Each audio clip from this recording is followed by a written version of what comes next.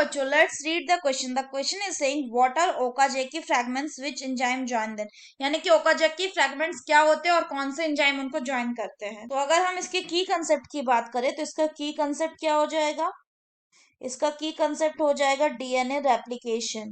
DNA replication, तो अगर हम डीएनए रेप्लिकेशन की बात करें तो डीएनए रेप्लिकेशन जो होता है वो कैसा होता है, वो सेमी कंजर्वेटिव होता है। सेमी कंजर्वेटिव होता है। सेमी कंजर्वेटिव मतलब कि जब न्यू डीएनए बनता है उसमें एक जो स्ट्रैंड है वो पैरेंटल होता है और दूसरा जो होता है वो न्यू स्ट्रैंड होता है, तो इसी को कहते हैं semi conservative.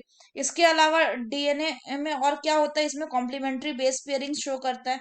Complementary base pairing show करता है, बेस पेयरिंग शो करता है। यानी कॉम्प्लीमेंट्री बेस पेयरिंग मतलब कि जो कॉम्प्लीमेंट्री बेस पेयरिंग मतलब जो ए है वो डबल बॉन्ड करेगा टी के साथ, यानी एडेनिन थाइमिन के साथ डबल बॉन्ड बनाएगा, और जो जी है वो ट्रिपल बॉन्ड करेगा सी के साथ, यानी जो ग्वानिन है वो साइटोसिन के साथ ट्रिपल बॉन्ड बनाएगा। तो अब अगर हम डीएनए रेप्लिकेशन की बात करें तो इसमें हम जानते हैं कि जो डीएनए रेप्लिकेशन होता है वो ओरिजिन ऑफ रेप्लिकेशन साइट से शुरू होता है, ओरिसी साइट से। तो जो शुरू होता है तो क्या होता है कि ये एक मान लीजिए रेप्लिकेशन फॉर्क है, ये पूरा क्या है, ये एक जो ओपन साइड है वो रेप्लिकेशन फॉर्क है। तो रेप्लिकेशन फॉर्क बनाने के लिए जो ओरिजिन ऑफ रेप्लिकेशन साइट है ये मान लीजिए ओरिसी है, ओरिसी। यहाँ पे सबसे पहले कौन आता है, हेलिकेज आता है। हेलिकेज आके वो क्या करता है, वो डीएनए को अनवाइंड कर देता है। जब डीएनए को अनवाइंड कर देता है तो डीएनए दो भागों में ऐसे खुल जाता है और एक रेप्लिकेशन फॉर्म बन जाता है, जो रेप्लिकेशन फॉर्म हमें दिख रहा है इस डायग्राम में। तो एक बार ये जो हेलिकेज आके इसको खोल देगा उसके बाद क्या होगा, इसमें एसएसबी प्रोटीन्स आएंगे, वो जो है डीएनए को स्ट्रैंड को पकड़ेंगे, स्टेबलाइज करेंगे। फिर उसके बाद कौन आएगा, उसके बाद टोपो आइसोमेरेज आएगा। टोपो आइसोमेरेज आके क्या करेगा, वो जो हेलिकेज द्वारा खोले गए डीएनए में जो सुपर कॉइलिंग होगा उसको रिलैक्स करेगा। उसके बाद क्या आएगा, उसके बाद प्राइमेज जो है वो एक प्राइमर का सिंथेसाइज करेगा। तो जब प्राइमर का सिंथेसाइज करेगा तो प्राइमर आएगा। प्राइमर आके मान लीजिए ये आया प्राइमर, ये क्या है, ये है आरएनए प्राइमर। क्यों, क्योंकि जो डीएनए डिपेंडेंट डीएनए पॉलीमरेज है वो खुद से यानी डी नोवो सिंथेसिस नहीं कर सकता वो डीएनए का, तो इसलिए उसको आरएनए प्राइमर की जरूरत होती है। तो क्यों, क्योंकि वो तभी डीएनए का सिंथेसिस कर सकता है जब पहले से कोई न्यूक्लियोटाइड प्रेजेंट हो। तो ये आ गया आरएनए प्राइमर। यहाँ पर अगर हम स्ट्रैंड जो है, इस स्ट्रैंड की हम लोग पोलैरिटी लिखे तो मान लीजिए ये है 5 प्राइम 3 प्राइम और ये है 3 प्राइम 5 प्राइम। और हम जानते हैं जो डीएनए रेप्लिकेशन होता है, जो डीएनए रेप्लिकेशन होता है वो किस डायरेक्शन में होता है, जो डीएनए रेप्लिकेशन वो हमेशा 5 प्राइम टू 3 प्राइम डायरेक्शन में ही होता है। मतलब अगर टेम्पलेट स्ट्रैंड यहाँ पे 5 प्राइम टू 3 प्राइम डायरेक्शन का पोलैरिटी रखता है तो जो डीएनए न्यू डीएनए स्ट्रैंड का सिंथेसिस होगा वो 5 प्राइम टू 3 प्राइम तो ये आरएनए प्राइमर हो गया, तो न्यू स्ट्रैंड का सिंथेसिस ऐसे होगा, ये क्या हो जाएगा, ये होगा 5 प्राइम टू 3 प्राइम। सिमिलरली अगर इस नीचे वाले स्ट्रैंड में देखें तो यहाँ पे भी क्या होगा, यहाँ पे भी सबसे पहले एक आरएनए प्राइमर आएगा। तो यहाँ पे जो आरएनए प्राइमर आएगा वो मान लीजिए ये हो गया आरएनए प्राइमर। तो आरएनए प्राइमर आ गया, फिर यहाँ पे भी डीएनए का सिंथेसिस कैसे होगा, डीएनए का यहाँ पे भी सिंथेसिस होगा 5 प्राइम टू 3 प्राइम। पर हम लोग देख रहे हैं कि जो ऊपर वाला डीएनए का टेम्पलेट है यहाँ पे जो न्यू स्ट्रैंड का सिंथेसिस हो रहा है ये कैसा हो रहा है, न्यू स्ट्रैंड का सिंथेसिस कंटिन्यूअस हो रहा है, कंटिन्यूअस।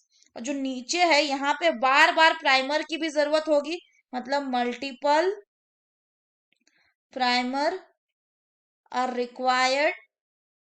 और यहाँ पे जो बनेगा वो कैसा होगा, वो डिसकंटिन्यूअस होगा, डिसकंटिन्यूअस। तो ऊपर वाला जो कंटिन्यूअस स्ट्रैंड है इसको हम लोग लीडिंग स्ट्रैंड भी बोलते हैं, क्या बोलते हैं, leading strand.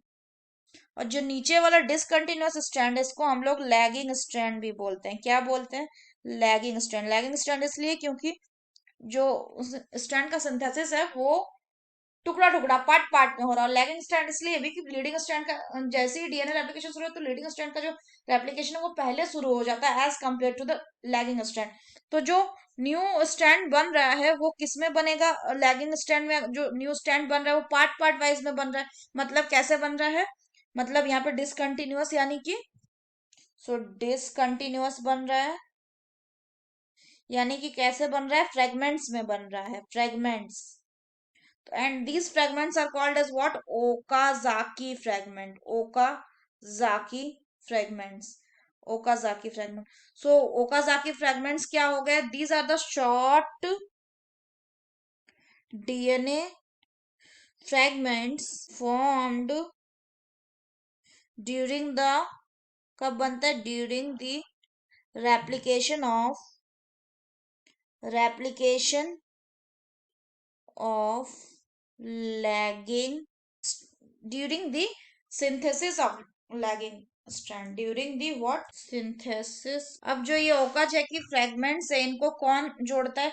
these fragments are attached by these fragments are joined, कौन ज्वाइन करता है? joined together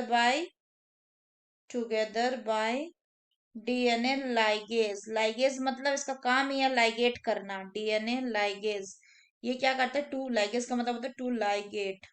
तो ये क्या करता है? जो डीएनए लाइगेज है, ये जो ओकाजाकी फ्रैगमेंट्स ऐसे पार्ट पार्ट वाइज यहाँ बनेंगे, इनको ये क्या करेगा? एक साथ जोड़ देगा, यानी लाइगेट करेगा। So that's all for the question बच्चों। होप आप सभी को समझ में आया होगा। Best of luck.